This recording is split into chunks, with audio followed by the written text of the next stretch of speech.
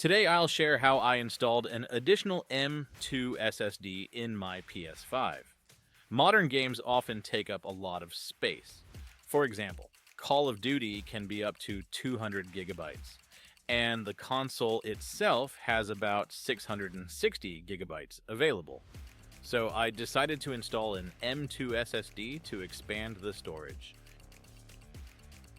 An M.2 SSD is a high-speed solid-state drive that fits into a special slot on the PlayStation 5.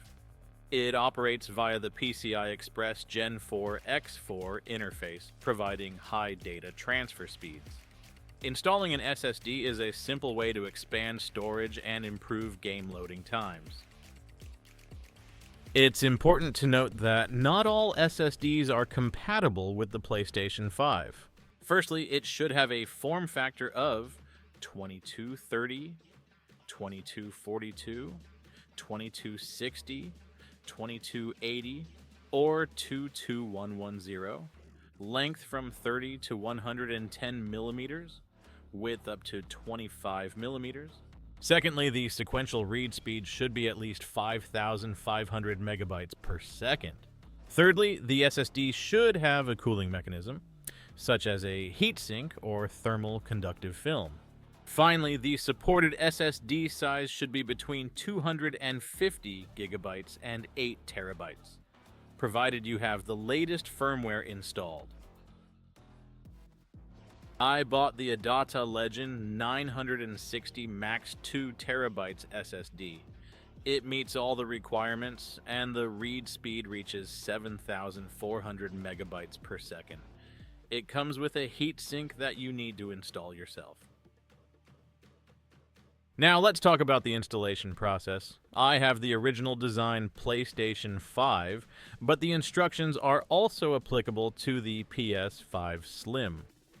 First, place the PlayStation 5 with the disk drive facing up.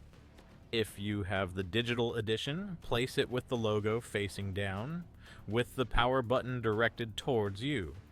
Lift the corner of the cover and slide it to the right to remove it. Under the cover, you'll find the SSD slot. Unscrew the screw and remove the protective plate. Insert the SSD into the slot and secure it with the screw and washer.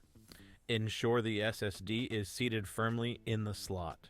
Close the console cover and connect it to your TV. Turn on the PlayStation 5. The console should detect the new SSD and prompt you to format it. Check how much free space is now available. Transfer a game to the SSD and note the transfer time. For example, transferring Red Dead Redemption 2, 110 gigabytes, took less than a minute. Testing the game showed that the loading speed of the PS4 version of the game remained unchanged, but downloading games from the PS Store became faster.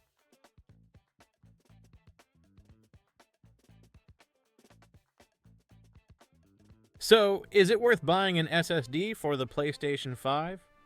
If you often play different games and find it inconvenient to constantly delete and reinstall them, then an additional SSD is an excellent solution.